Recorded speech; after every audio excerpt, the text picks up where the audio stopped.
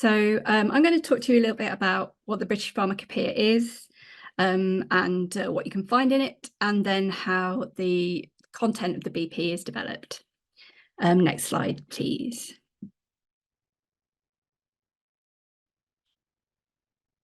So the British Pharmacopoeia is a function delivered by the Medicines and Healthcare Products Regulatory Agency, the MHRA. The BP makes an important contribution to the role of the MHRA in protecting public health by providing written quality standards and chemical reference substances for UK pharmaceutical substances and medicinal products. The BP is the only collection of official standards for medicines and products marketed in the UK. And these standards include analytical procedures found to be suitable for UK marketed products, as well as the accepted limits for critical quality attributes. Both the BP and the European Pharmacopoeia have legal status within the UK, and the BP publication brings together the EP and our national standards, which are produced by the BP team.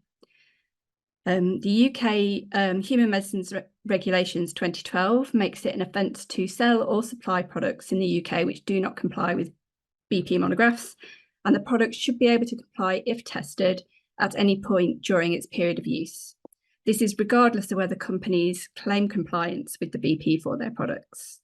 Next slide, please. So the so 2024 marks the our 160th anniversary, and I wanted to share a potted history of the BP as part of this to sort of show you how we've evolved over time. The first edition of the BP was published in 1864, bringing together the established pharmacopoeia in the British Isles. So that's London, Edinburgh and Dublin. And these pharmacopoeias started as lists of preparations and medicinal ingredients. And over the years, the focus has shifted from the lists of preparations to the analytical testing methods and limits present in monographs today. A couple of important milestones along our journey that I wanted to highlight were in 1964 with the Convention of the European Pharmacopoeia, of which the BP was a founding member. And this led to kind of harmonisation of standards across member states and recognising the increasing globalisation of products and population movement as well. And in 2003, with the formation of the MHRA, when the BP became embedded into the UK medicines regulator. And next slide, please. And so what can you find in the BP these days? The leeches have gone, but you can find a wide coverage of medicinal substances and products. So human drug substances and drug products, biological medicines, unlicensed medicines in the UK, veterinary medicines, herbal and homeopathic products. And supporting those are things like the general monographs, which are standards for pharmaceutical preparations and dosage forms, specific monographs, so individual products, drug substances and excipients. There are additional mandatory texts, so those in the general notices and the appendices, and supportive non-mandatory texts. So it would be in the supplementary chapters and our guidance and best practice guidance as well. Next slide, please, Carl. So just to focus a little bit on how we develop monographs and texts, this is a collaborative effort across the BP and Labs team and our lab-based colleagues who assess the analytical methods in the monographs and produce the BP chemical reference substances. It also involves other colleagues of ours within the MHRA, particularly the licensed assessors, but also inspectors and colleagues at our science campus as well.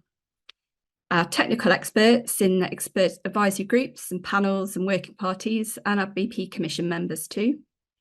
And our wider stakeholders across the pharmaceutical industry who contribute to the development of BP monographs and texts through submitting methods, data and proposals for comment for monographs and comments. And you can find those on the website in the stakeholder comment section. And next slide, please. And this is kind of just a high-level view of the key stages in the monograph life cycle. So initiation is our process by which we identify candidate monographs for development. And the usual criteria we look at for these are sort of usage volumes of the medicines and the importance of a medicine, and that's UK-based generally. Monograph development involves reviewing data, writing drafts, presenting those proposals to the expert advisory group, and they will review and comment on those. We'll then take those comments away and prepare the text for laboratory assessment and then stakeholder comment. The publication step is when texts are signed off by the expert groups and then by BP Commission members, and then are released into the BP publication. Monographs are revised regularly. They're part and parcel of our kind of keeping on top of our texts. Monographs are living documents, and revision to them can be instigated by BP users, by regulators, by advances in analytical techniques, by problems reported to us with monographs and tests. And the revision process can be as lengthy as producing a new monograph. It may involve, a need for lab work and further steps as well. And then the final step in the journey might be emission of a monograph, and that's if we identify there's no authorization holders or no widespread use, and we might put those forward for emission.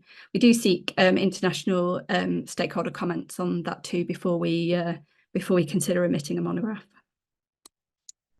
Next slide, please, Carl. And as you can see from this slide, there are nearly 20 groups of experts established in the BP. And BP experts are professionals who provide their expertise and guidance for the development and maintenance of the British Pharmacopoeia. Expert group members are from pharmaceutical industry, both innovators and generic industry, the NHS and academia. We have representatives from other teams within the MHRA who also are involved in our expert groups as well. And our technical advisors may have expertise in various fields, such as pharmaceutical chemistry and pharmacology, microbiology or analytical techniques or formulation development. And we look for experts with knowledge and experience that fit with the remits of our expert advisory groups and panels and working parties. Next slide, please. In addition to the development of BP texts, we are the National Pharmacopoeia Authority for the UK in the European Pharmacopoeia.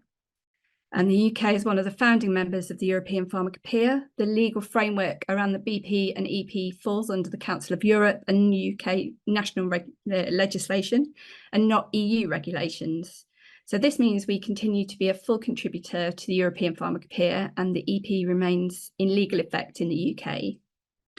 The BP represents UK industry by commenting on the European draft standards, by nominating UK experts to EDQM expert groups, as well as reviewing text to ensure the standards are suitable for UK industry and in line with UK regulatory expectations.